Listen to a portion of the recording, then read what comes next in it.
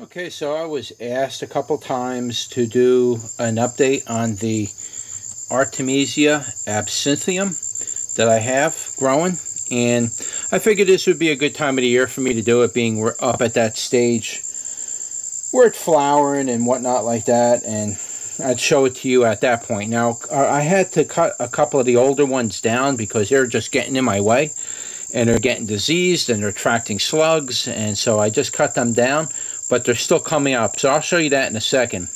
But I wanted to give you a real good view of the flower, and I got to put you on manual here.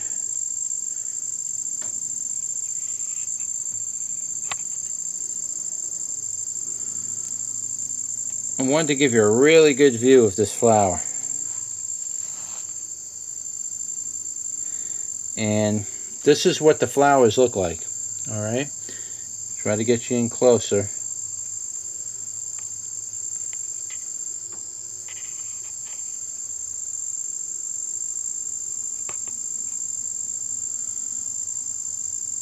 And that's a real close look at the flower.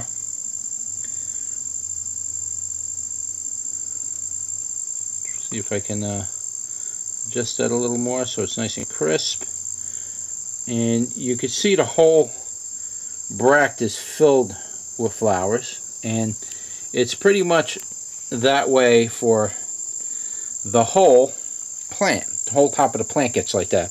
Now eventually these flowers get little seeds inside of them. They turn into these little pods, and those seeds are probably, each flower may hold 50 or 60 of those seeds, and there's literally hundreds if not thousands of flowers per plant. So you can imagine how many seeds and plants you will end up getting sprouting up all over your property from this.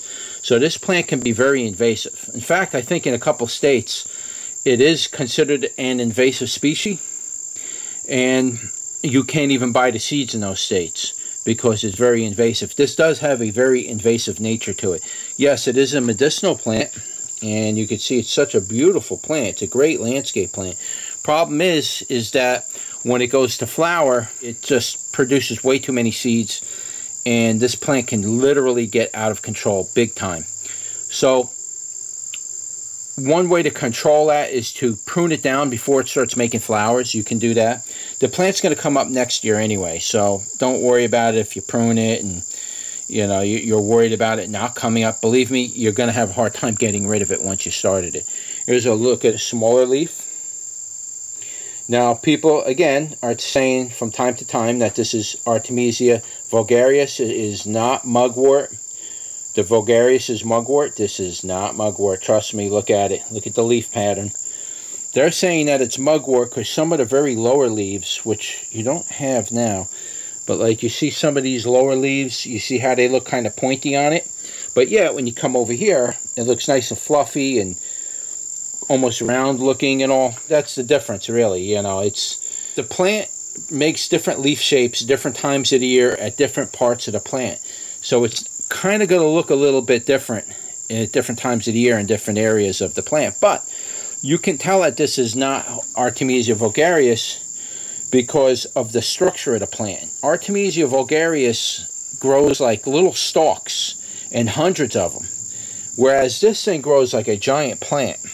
It just grows like a bush almost, and it grows these big things, and then these stalks will survive the winter, and then they'll put out new shoots, and then they get bigger and bigger.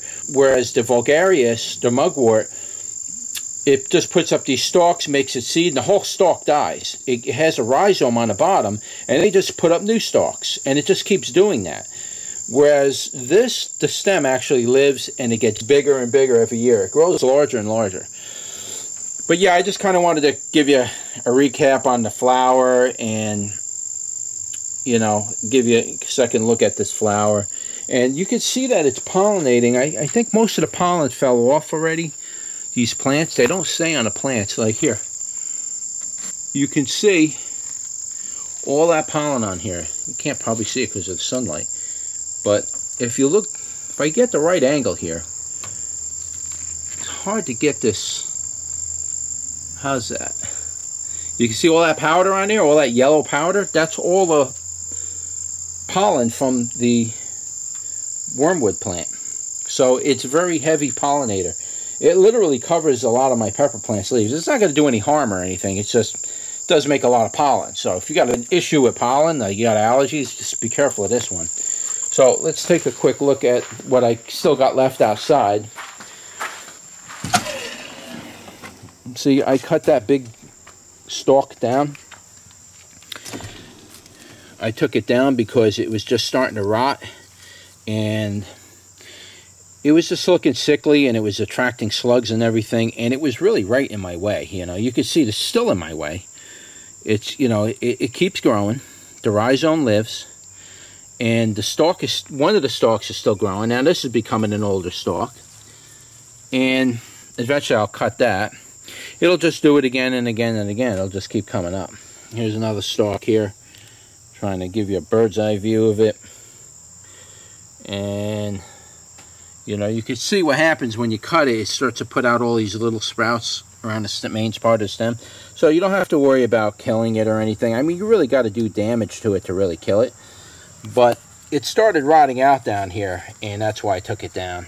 It was just getting too many bugs and insects, and it just, that's really what killed it, to be honest with you, was the insects. They eat holes into the stem like termites, and they just eat the inside of the stem out, and then it starts rotting, and you got to take it down eventually because of that reason. If the insects didn't get it, it'd probably still be here. But yeah, the insects will get into it and just eventually cause all sorts of havoc. But yeah, it's still growing. And here's the other one on this side. This is one of them anyway. And that one's still coming up and growing. And I'll leave a couple of stalks that get long on it. And you can see again, it's flowering. And it's making quite a bit of flowers. And here's the other one that I had in this little thing in here. And this one's going to come out too, because it's really right in my way. You know?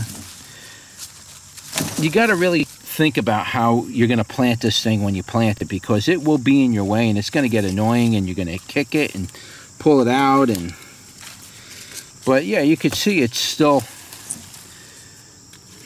growing, you know. In spring next year, this thing will probably bump. It's just really a lot of insects got in there, you know. I got to cut this out eventually, but here we go. See, it's still alive. I just ripped a chunk of it out. But that whole stem, you see how it gets rotted on the inside like that? You see that? That's because the insects get inside there and they make a home in there and disease the plant, and it gets nasty. So, but yeah, I still leave it growing here and there. I'll clean it up in spring and whatnot like that. But anyway, just wanted to give you a quick look at it. Now, I got this plant growing around my property in different areas, and that's probably not a good idea because now it's really starting to spread around. So it's probably not a good idea to do that, but you should really just grow it in one area and really control it. Unless you want it to go out of control, I don't know. For me, I don't think that's a good idea, because once something like this gets out of control in your area, now you're going to have to deal with it, you know. Me, I'm selling my property, so I don't really care. Let the new owners deal with it. Plus, I'll have plenty of seeds and whatnot, so I can take them with me where I go. But yeah, it's a wonderful plant.